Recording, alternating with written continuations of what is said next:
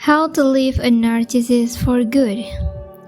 You will know exactly how to leave a narcissist without conflict after watching this video. Stay tuned for a lot of great content I have for you today. Let's get going. Hi there, welcome to my channel. If you are a new viewer, please take a moment to introduce yourself and say hello in the comment section below. And welcome back if you have returned. We appreciate your attendance and attention. In either case, subscribe and press the bell to get a notification whenever I upload a new video throughout the week. In light of this, let's discuss how to leave a narcissist without conflict. The issue right now, we should keep our distance from narcissistic individuals for a variety of very good reasons. Emotional abuse such as emotional manipulation and other narcissistic abuse has not been experienced by those who have not lived it. No matter how well-intentioned they may be, people who have not been designated as the family scapegoat don't and won't have any idea. And as a result, they frequently misrepresent you, pass judgment on you, manipulate you, and occasionally even offer you bad advice. Don't fool yourself either. By the way, there are also many therapists and counselors you can meet. With that said, let's move on to my 9 steps to peacefully leaving a narcissist. First and foremost, it starts with your attitude. This is to say that you must surrender to and accept the fact that narcissists never change. Over time, the narcissist situation worsens rather than improves. And if you don't get help, your condition will only worsen over time rather than improve. The best indicator of future behavior is past behavior. So, how much more do you want to endure before your emotional, mental, physical, spiritual, and financial well-being deteriorate? Therefore, be honest with yourself about your interactions with this person or this group of people, no matter how challenging or upsetting they were or how much you wish they had been otherwise. Choose to accept the truth and the reality of what is rather than what you wish for by deciding to love yourself enough to do so. I'll guarantee that you will be much better off. 2. Plan ahead and exercise good judgment. You are accountable for taking care of yourself, nobody else. Therefore, take the necessary steps to ensure that you are protected. Speak with attorneys, set aside funds, and make plans in advance, and record everything. Even if you never use it, you'll be glad you have it if the time ever comes. Decide on your timing carefully as number 3.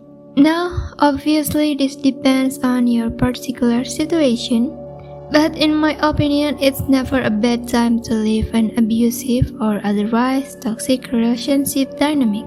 But the fact remains that it won't always be practical or possible, so this is the main point. You should plan your time so that you can best take care of the people you are responsible for as well as yourself. When you are being manipulated, deceived, threatened, or all of the above, it's much more likely that you will change your mind about your choice when the dust settles, so to speak, because you actually lose all credibility every time you say you are done, it's over, and you are leaving and don't follow through. Never make life-changing decisions when you are feeling particularly emotional. Your self-esteem and respect will also suffer greatly. Therefore, refrain from doing that to yourself. Dealing with withdrawal is number 4. Be aware that, especially if you haven't yet completed your own inner work, you might experience what is known as love addiction withdrawal. Therefore, prepare yourself to ride that wave while providing yourself with the best possible tender, loving care, nurturing, and support. Also, make a commitment to working on healing your wounded inner child. Look, I know this isn't going to be easy work, but it will totally change the game for you, especially if you have a tendency to attract and feel drawn to narcissistic partners or toxic manipulators in general. Establish a strong support network as the fifth step. When you feel weak, this will support you and be essential to your recovery and healing. This shouldn't be a solo journey for anyone. Establish no contact, or at the very least, minimal contact as number 6. The gray rock approach can also be used as a starting point if necessary, but in the end it all comes down to this.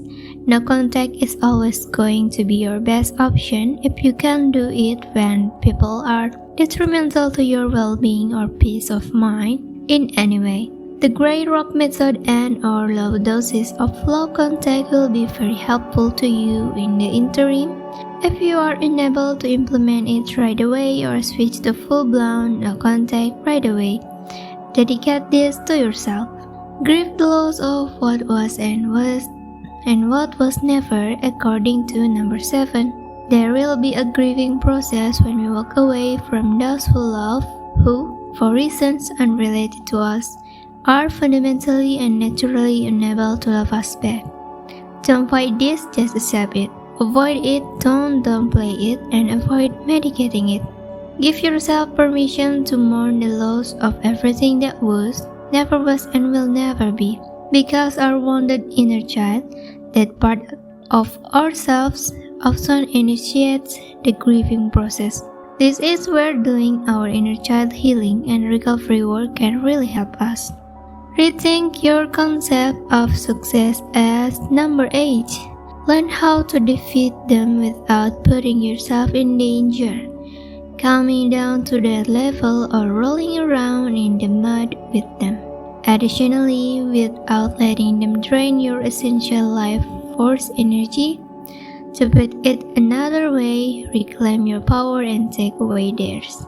9. Don't give yourself any room to second-guess yourself or your decision to take care of yourself by placing so much emphasis on your own healing and recovery.